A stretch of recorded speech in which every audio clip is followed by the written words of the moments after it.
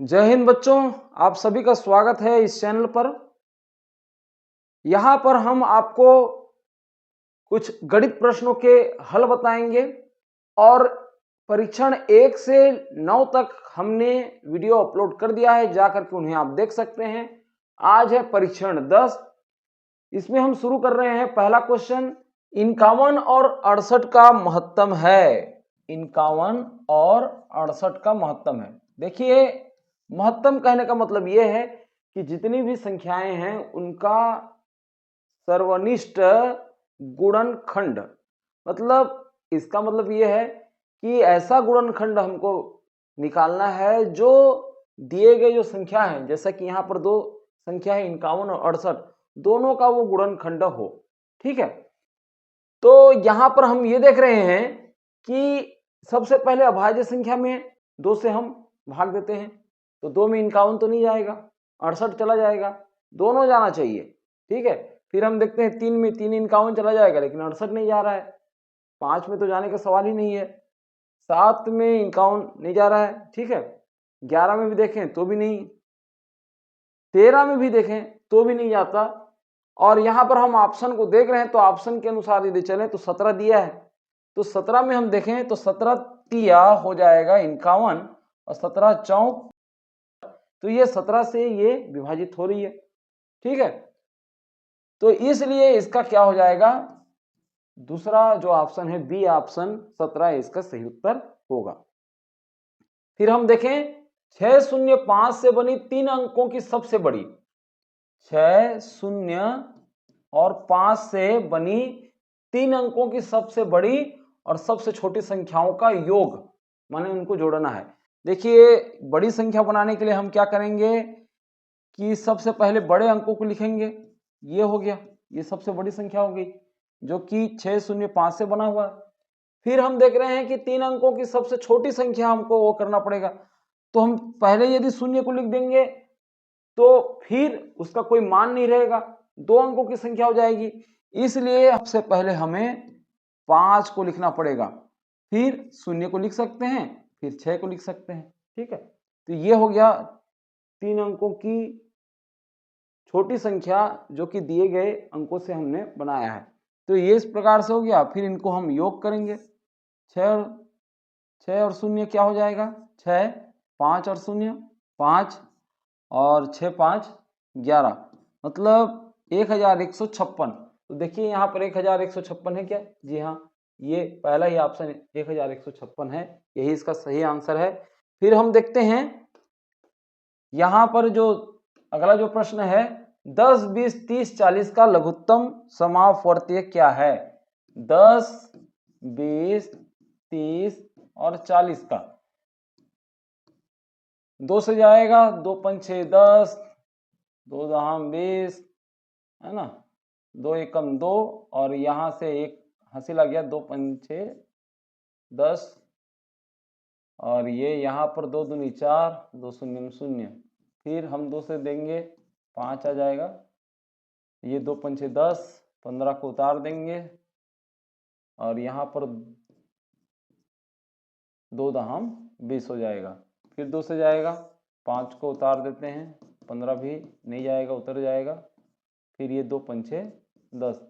अब देखते हैं 3 से जाएगा, 3 से जाएगा, ये 5 तो नहीं जाएगा, लेकिन 5 3 पंचे 15 हो जाएगा, और ये 5 भी। फिर उसके बाद हम 5 से देंगे, और ये 5 एकम 5, 5 एकम 5, सब ये 5 से चला जाएगा। हमारा जो गुणनखंड हमको जो मिला वो कुछ इस प्रकार से है, 2 गुणित 2 गुणित 2 गुणित 3 गुणित 5, 5 तिया 15, 15 दूनी 30, और 30 दूनी 60, और 60 दूनी 120। ये 120 इसका क्या हो रहा है, लघुत्तम समापवर्तीय हो रहा है। बी ऑप्शन क्या है, 120 इसका सही आंसर होगा। ठीक है, अगला हम प्रश्न देखें, तो हम देख पा रहे हैं कि 21 को 9 बार जोड़ने का फल है। 21 को 9 बार जोड़ने का माने बार बार जोड़ने की क्रिया को हम गुणा कहते हैं, तो 21 को 9 बार जोड़ने के लिए बोल रहा है, तो 21 का गुणा हम 9 के साथ कर देंगे तो हमारा उत्तर निकल जाएगा। 9 एकम 9 और 9 दूनी 18, 189। तो 189 ये पहला ही ऑप्शन है, ये इसका सही आंसर होगा। फिर हम देख रहे हैं कि 9 धन 9 भागित 9, यहाँ पर सबसे पहले हम भाग का काम करेंगे, ठीक है, नियम के अनुसार, बोडमास नियम के अनुसार। तो हम इसको पहले हल कर लेते हैं। तो क्या हो जाएगा 9 धन 9, और ये इनको हल करेंगे तो क्या हो जाएगा, 9 में 9 भाग जाएगा तो 1 आएगा, ये इस प्रकार से। फिर हम इनको जोड़ देते हैं, 9 9 18 और 1 19, ये हो जाएगा 19। इसका सी ऑप्शन जो है 19, ये क्या रहेगा, सही उत्तर रहेगा।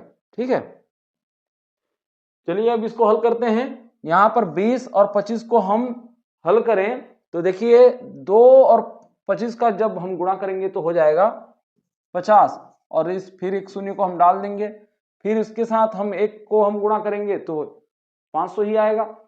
अब हमको जो है दशमलव लगाना है, दशमलव हम लगा रहे हैं तो देखिए कि दशमलव के बाद ये 1 अंक है और यहाँ पर 2 और 3 अंक, 3 अंक है, तो हम ऐसे जगह में दशमलव लगाएंगे उसके बाद जो है 3 अंक आए, तो यहाँ पर हम 1 2 3 यहाँ पर हमको लगाना पड़ेगा, ये हो जाएगा। तो 0.5 इसका क्या हो जाएगा, उत्तर हो जाएगा। क्या 0.5 है इसमें? जी हाँ, ये डी ऑप्शन 0.5 इसका सही उत्तर है। दो संख्याओं का योगफल तथा अंतर क्रमशः 40 और 8 है। मान लो दो संख्या क्या है, x y है, तो इनका योगफल कितना हो रहा है, इनका योगफल हो रहा है 40, ठीक है, और उनका अंतर यानी दोनों को घटाना पड़े तो ये हो जाएगा कितना, 8। तो छोटी संख्या क्या होगी, चलिए इसको हम दोनों समीकरण को हम क्या कर लेते हैं, जोड़ लेते हैं। तो जोड़ने के बाद हमको पता चलेगा कि ये हो गया 2x और ये प्लस और माइनस y जो है ये कट गया, और फिर इसको जोड़ेंगे तो क्या हो जाएगा 48। नेक्स्ट स्टेप में x बराबर क्या हो गया कि हम 2 को इधर पक्षांतर करेंगे तो 48 को ये भाग दे देगा, 2 एकम 2, 2 दूनी 4 और ये आपका 2 चौक 8, मतलब x बराबर क्या हो रहा है 24 हो रहा है। मतलब 40 में जो है हम देखें तो जो बड़ी संख्या है वो 24 हो रहा है, तो 40 में हम इसको घटा दें 24 को, तो क्या हो जाएगा, यहाँ पर 1 जाएगा तो ये 10 में 4 गया तो 6, और यहाँ पर अब 3 बचा है, अब ये 3 में 2 गया तो 1, तो ये हो जाएगा 16। मतलब एक संख्या 24 है और दूसरी संख्या 16 है। यहाँ पर पूछा है कि छोटी संख्या होगी, तो छोटी संख्या यहाँ पर डी ऑप्शन सही होगा 16। अब आगे हम देखें कि 133/100 का दशमलव में क्या मान होगा, 133/100, 133/100 का दशमलव में क्या मान होगा। देखिए हम दशमलव के यहाँ अंतिम में ये मान करके चल रहे हैं, ठीक है, नीचे वाले को हमको 1 करना है, तो ये कितना इसको चलाना पड़ेगा आगे की ओर, 1 और 2 कदम आगे चलाना पड़ेगा, तब जा करके ये 1.00 होगा, और 1.00 मतलब 1 ही है, ठीक है। ये नीचे को हम 1 इसलिए करते हैं ताकि हम एक पूर्ण संख्या प्राप्त कर लें। तो जैसे कि 2 कदम चलाना पड़ा तो हमको भी यहाँ पर भी क्या करना पड़ेगा, ये दशमलव को 1 और 2, 1 दशमलव क्या हो जाएगा 1.33, ठीक। तो यहाँ पर है क्या ऑप्शन में, जी हाँ, आपको पता चल जाएगा कि बी ऑप्शन है 1.33 इसका सही उत्तर आ रहा है, ठीक। अगला हम देखें कि 17/20 से कितने प्रतिशत का बोध होता है, 17/20 से, 17/20 से कितना प्रतिशत का बोध होता है, मतलब ये इसको आप जो है 100 से गुणा करेंगे तो आपको प्रतिशत मिल जाएगा। ये शून्य कट गया, ये शून्य कट गया, 2 एकम 2 और 2 पंचे 10। अब हमको जो है 17 का पहाड़ा पढ़ना पड़ेगा 5 बार, तो 85, तो यहां पर हो जाएगा 17 पंचे 85, इसका ए ऑप्शन सही 85% होगा। अगला हम देखें प्रश्न, 5/19 में कितना जोड़ने से 1 हो जाएगा, 5/19 में कितना जोड़ने पर, मान लो 1 से जोड़ने पर क्या हो जाएगा 1 हो जाएगा। तो अगले स्टेप में हम देख रहे हैं कि 1 का मान ज्ञात कर लेंगे, इधर आपके 5/19 को पक्षांतर कर देते हैं तो इधर जा करके क्या हो जाएगा, ऋण हो जाएगा। फिर हम देखते हैं कि दोनों का लघुत्तम निकाल लें, तो ये 19 हो गया, और 19 से कम 19, ऋण ऋण और ये 5 का 5, इधर है 1/1 यानी 5 एकम 5। तो यहाँ पर 19 में 5 जाएगा तो हो जाएगा आपका 14, 14/19 इसका क्या हो जाएगा, उत्तर हो जाएगा। तो इसका जो उत्तर हम देख रहे हैं कि कौन सा ऑप्शन इसका सही है, तो ये डी ऑप्शन इसका सही है। फिर हम देख रहे हैं कि 7 ऋण 7 भागित 7 धन 7 का मान होगा। तो सबसे पहले हम क्या काम करेंगे, यहां पर हम भाग का काम करते हैं कि 7 ऋण और 7 में 7 भाग जाएगा तो आएगा 1, फिर उसके बाद धन 7। नेक्स्ट स्टेप में देखते हैं कि जो धनात्मक राशि है उसको हम जोड़ देते हैं, ये भी 7 है और ये भी 7, मतलब दोनों 7 जो है धनात्मक राशि है, तो 7 7 हो जाएगा 14 और 14 में 1 घट जाएगा तो उत्तर आ जाएगा आपका 13। तो यहाँ पर है 13, जी हाँ, ये बी ऑप्शन जो है इसका सही है 13, तो 13 उत्तर रहेगा। फिर हम देख रहे हैं अगला प्रश्न कि 23 गुणित 8 ऋण 23 गुणित 3 ऋण 23 गुणित 2। यहां पर हम देख रहे हैं कि ये तीनों जोड़े में 23 क्या है, कॉमन है, तो 23 को हम अलग कर लेते हैं। यहाँ पर क्या बच जाएगा, फिर 8 बच जाएगा, फिर इधर 3 बच जाएगा और यहाँ पर ऋण 2 बच जाएगा। तो चिन्हों के अनुसार जोड़ लेते हैं, तो 8 है धनात्मक राशि और ऋण 3 ऋण 2 दोनों ऋणात्मक राशि है, तो इनको जोड़ लेते हैं तो क्या हो जाएगा, 3 और 2 को जोड़ेंगे तो 5, जो कि ऋणात्मक जाती हैं तो ऋण 5 होगा। मतलब 8 में आपको 5 को घटा देना है, तो अगले स्टेप में हो जाएगा 23। यहाँ पर कुछ चिन्ह नहीं है, मतलब गुणा है, 8 में 5 घटा तो उत्तर आ जाएगा 3, फिर 23 का हम पहाड़ा पढ़ते हैं 3 बार, या 3 तिया 9 और 3 दूनी 6, ये हो जाएगा 69, 69 इसका उत्तर आएगा। देखते हैं यहाँ पर है 69, जी हाँ, सी ऑप्शन इसका 69 ये सही उत्तर रहेगा। अगला प्रश्न है कि 105 में 17 को 5 बार घटाने से क्या बचेगा। 105 में 17 को घटाना है, 17 को कितने बार, 5 बार, मतलब 17 गुणित 5। तो ये इस प्रकार से हम पहले व्यंजक के रूप में लिख लेंगे, 105 में 17 को 5 बार घटाना, यानी 105 ऋण 17 गुणित 5, ठीक है। 17 पंचे हो जाएगा 105 ऋण ये 17 पंचे 85, ठीक है। तो 105 में 85 घटेगा तो क्या हो जाएगा, 5 में 5 घटा तो 0 और 10 में 8 घटा तो 2, तो ये हो जाएगा 20 उत्तर। तो यहाँ पर है 20, जी हाँ, ये डी ऑप्शन बी है, ये इसका सही उत्तर होगा। फिर हम देख रहे हैं कि 6x धन 1 बराबर 31, तो यहाँ पर आपको x का मान ज्ञात करना है, x का मान होगा तो क्या करेंगे, सबसे पहले 6x और ये धन 1 को जो है इधर पक्षांतर कर देते हैं, तो इधर 31 तरफ ये घट जाएगा और उत्तर आ जाएगा 30।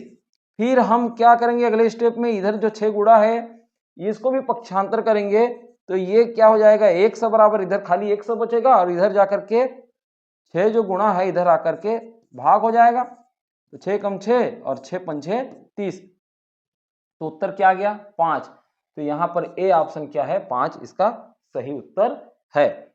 अब आते हैं एक अगला प्रश्न में, उससे पहले इसको हम इरेज कर लें। यहाँ पर प्रश्न है कि 400 लोगों का 6 दिन का खाना 600 लोग कितने दिन में खाएंगे। देखिए 400 लोग 6 दिन का खाना, ठीक है, मतलब हम देखें इसको हम गुणा कर लें तो हो जाएगा 6 चौक 24 और ये 0 का 0, मतलब ये आपका देखें कि 2400 व्यक्ति दिन हो रहा है इसका कुल मान, ठीक है। तो कुल दिन कितना दिन में खाएंगे, इसको आपको जानने के लिए क्या करना पड़ेगा, ये जो 2400 व्यक्ति दिन है इसमें 600 लोगों का खाना जो है हम इसको हम भाग करेंगे, तो भाग करेंगे तो क्या हो जाएगा, आप देख रहे हैं कि ये 2400 व्यक्ति दिन है और ये यहाँ पर ये 600 व्यक्ति हैं, ठीक, इनको हम भाग दे रहे हैं तो व्यक्ति व्यक्ति तो कटेगा ही, बच जाएगा उत्तर में यहाँ दिन। तो यहाँ पर हम देखें तो ये 0 कट गया, ये 0 कट गया, ये भी 6 कम 6 6 चौक 24, 4 दिन, तो 4 दिन में ये लोग खाएंगे, तो ए ऑप्शन यहाँ पर 4 लिखा है, यही इसका सही उत्तर होगा, ठीक है। अगला हम प्रश्न देखें कि सबसे कम कौन सी है, यहाँ पर हम देख रहे हैं सबसे कम, तो यहाँ दशमलव रूप में है और दो भिन्न रूप में है, 2 दशमलव 2 भिन्न रूप में। सबसे पहले भिन्नों को हम दशमलव रूप में लिख लेते हैं। पहला तो हम लिख लेंगे कि ये 0.5, फिर ये 0.01 है ना। 5/10 को हम दशमलव के रूप में हम लिखते हैं, यहाँ पर दशमलव है, यहाँ पर भी हम इसको एक स्टेप आगे बढ़ाएं तो ये आगे बढ़ जाएगा। कहने का मतलब है 5/10 को हम 0.5 के रूप में लिख सकते हैं, ठीक है। और उसके बाद देखें कि 3/20 है, 3/20 इसको हम दशमलव रूप में लिखें तो किस तरह से लिख सकते हैं। देखिए 20 भाग देगा तो ये तो जाएगा नहीं, तो दशमलव जैसे हम लगाएंगे तो क्या हो जाएगा, ये हो जाएगा 30, तो 20 से कम 20, तो 30 में 20 गया तो आ जाएगा 10। फिर हम दशमलव लगाए हैं तो एक शून्य डाल सकते हैं, तो ये हो जाएगा 20 पंछे 100 और ये कट जाएगा। कहने का मतलब ये है कि हम 3/20 को 0.15 के रूप में लिख सकते हैं। अब देख रहे हैं कि यहाँ पर ये तो 0.5 है और यह 0.01 और ये यहाँ पर 5/10 को हम 0.5 के रूप में ही लिख सकते हैं और ये 3/20 को 0.15 के रूप में लिख रहे हैं। तो भी हम देख पा रहे हैं कि बी ऑप्शन क्या है, इसका सबसे कम है। क्यों है कम? क्योंकि दशांश में आप देख रहे हो कि शून्य है, ठीक है। इनके तो दशांश में यहाँ पर 1 है, यहाँ 5 है और पहले ऑप्शन में भी 5 है, ये बड़ी संख्या है, ठीक है। सबसे कम क्या है 0.01, तो यहाँ पर बी ऑप्शन इसका सही होगा। अगला हम प्रश्न देखें तो किसी भी 6 विषम संख्याओं का योगफल होगा। यहां पर विषम संख्या को जोड़ने पर दो स्थिति बनती है। यदि विषम संख्या जो है विषम संख्या में है, मतलब 1 3 5 इस प्रकार से है, उतने संख्याओं को यदि जोड़ना रहेगा तो उसका मान जो है विषम में आएगा। लेकिन यदि विषम का जो संख्या जिनको जोड़ना है वो सम में है, जैसा कि यहाँ पर 6 विषम संख्याओं को जोड़ना है, तो उस स्थिति में मान जो है क्या आएगा, सम संख्या ही आएगा। तो यहाँ पर कभी सम बोला है, कभी विषम बोला है ना, कभी, और यहाँ पर सम और ये विषम संख्या। देखिए किसी भी 6 विषम संख्याओं का योगफल हो जाएगा आपका सम संख्या, ठीक है।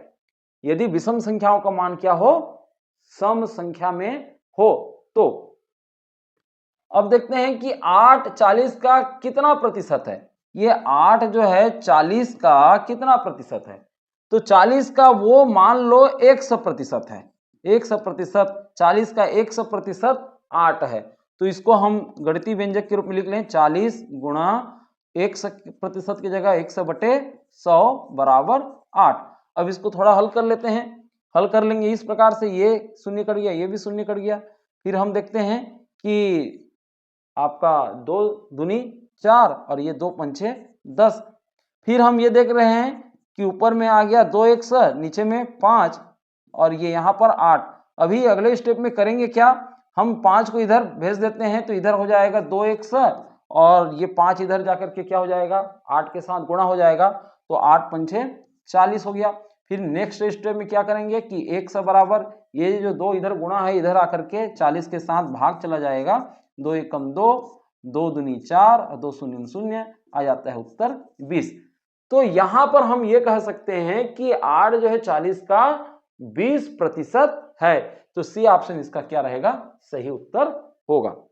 यहां पर जो व्यंजक है 36 ऋण मंझला कोष्टक में 3 धन मंझला कोष्टक में ही आपका 18 ऋण छोटा कोष्टक में 19 ऋण 21 छोटा कोष्टक बंद और मंझला कोष्टक बंद किन संख्या का तुल्य है। कहने का मतलब है इसको जो है आपको हल करना है। यहां पर हम इस प्रश्न को देखें तो 36 ऋण सर्पाकार कोष्टक में 3 धन सर्पाकार कोष्टक में ही 18 ऋण 19 ऋण 21 और ये छोटा कोष्टक बंद और ये सर्पाकार कोष्टक भी बंद। यहाँ पर ये भी सर्पाकार छोटा कोष्टक यहाँ पर है, ठीक है। अब इसको हल करते हैं तो 36 ऋण, ये देखिए मंझला कोष्टक या सर्पाकार कोष्टक जो भी बोले, तो यहाँ पर ये 3 धन और ये हो जाएगा मंझला कोष्ठक, और ये यहाँ पर 18। देखिए कोष्ठक के बाहर में ऋण है तो अंदर के चिन्ह बदल जाएंगे। होगा क्या, ये धन 19 जो है ऋण 19 में बदल जाएगा, और ये ऋण 21 जो है ये धन 21 में बदल जाएगा, और ये इस प्रकार से इसको हम लिख लेंगे। ठीक है, अगले स्टेप में करेंगे क्या, अभी केवल चिन्ह ही बदल रहे हैं। ठीक, यहाँ पर 36 है और 36 है तो ऋण, और ये आपका मंझला कोष्ठक, फिर ये 3 कोष्ठक के बाहर में धन है इसलिए अंदर का चिन्ह नहीं बदलेगा, तो आप जैसा है वैसा ही लिख सकते हैं। ये इस प्रकार से आप लिख लीजिए। ठीक, अभी नेक्स्ट स्टेप में क्या करते हैं कि कोष्ठक के बाहर में ऋण है इसलिए अंदर के सारे चिन्ह बदल जाएंगे। ये आपका धन 3 जो है ऋण 3 हो गया, ये धन 18 ऋण 18, ऋण 19 जो है धन 19, और ये धन 21 जो है ऋण 21 में बदल जाएगा। ये इस प्रकार से आपको जो है मंझला कोष्ठक जो है क्या कर देना है, ये इसको तोड़ देना है। अभी क्या करना है, लास्ट में हम देखते हैं कि जितने भी धनात्मक राशि है उसको जोड़ देते हैं, जितने ऋणात्मक राशि उसको जोड़ देते हैं, फिर क्या कर देंगे, घटा देंगे। तो यहाँ पर हम देखें कि 36 जो है धनात्मक राशि है तो 36 है, फिर 19 है ये धनात्मक राशि, इनको जो है आप जोड़ लीजिए। तो 36 में 19 जुड़ा तो क्या हो जाएगा, 6 और 9 जुड़ करके 15 हो गया, हाथ में आया 1, और ये इनको जोड़ेंगे तो 1 3 4 और 1 5, मतलब ये 55 हो जाएगा। ठीक, और ऋणात्मक राशि को हम जोड़ रहे हैं तो क्या हो जाएगा, यहाँ पर 3 है, फिर देखते हैं कि 18 है और फिर 21 है, इन सबको हम जोड़ते हैं। 3 और 8 हो जाएगा आपका 11 और 1 12, हाथ में आया 1, उसको हम ऊपर में लिख लें, 1 1 2 और 2 क्या हो जाएगा 4, तो ये हो जाएगा 42। 42 जो है ऋणात्मक जाती है, इसको हम इधर लिख लेते हैं। मतलब 55 में आपको 42 को घटाना रहेगा, तो ये 5 में 2 गया तो 3 और 5 में 4 गया तो 1, ये इस प्रकार से 13 उत्तर आ जाएगा। क्या 13 उत्तर यहाँ पर है? जी हाँ, बी ऑप्शन क्या है, 13 उत्तर यहाँ पर आपको मिल गया, यही इसका सही उत्तर है। इसमें एक ध्यान देने वाली बात क्या है कि आपको कोष्ठक के बाहर में जो चिन्ह है उसके अनुसार से कोष्ठक के चिन्ह बदलने हैं। यदि बाहर में धन है तो चिन्ह नहीं बदलेगा, और बाहर में यदि ऋण है तो अंदर के चिन्ह बदल जाएंगे। ये इस प्रकार से कोष्ठक को हल करते जाओगे, आखिरी में जो बचेगा उसमें से धन जाति को जोड़ दोगे, ऋण जाति को जोड़ दोगे, फिर दोनों का अंतर कर दोगे। ठीक है, अगला जैसे प्रश्न है कि समद्विबाहु त्रिभुज की कितनी भुजाएं समान होती हैं। देखिए नाम से स्पष्ट है, सम यानी समान, द्वि यानी दो, बाहु यानी भुजा। समान दो भुजा, त्रिभुज में कितनी भुजाएं समान होंगी? तो सीधी सी बात है, दो भुजाएं ही क्या होती हैं, समान होती हैं। समबाहु में त्रिभुज के 3 भुजाएं होती हैं, और समबाहु यानी समान भुजा यानी तीनों भुजा उसमें बराबर रहेगा। ठीक है, तो सम द्विबाहु यहां पर पूछा है तो समान 2 भुजा में बराबर रहेगा, तो 2 इसका सही उत्तर है। तो आशा है आप लोगों को सारे प्रश्न अच्छे तरीके से समझ में आ गए होंगे, उत्तर भी समझ में आ गया होगा, और इसी तरीके से आप हमारे साथ बने रहिए। चैनल को सब्सक्राइब कर लीजिए, वीडियो को लाइक भी कर सकते हैं यदि आपको पसंद आया है तो, यदि डाउट है तो कमेंट कीजिए। हम मिलते हैं नेक्स्ट वीडियो में।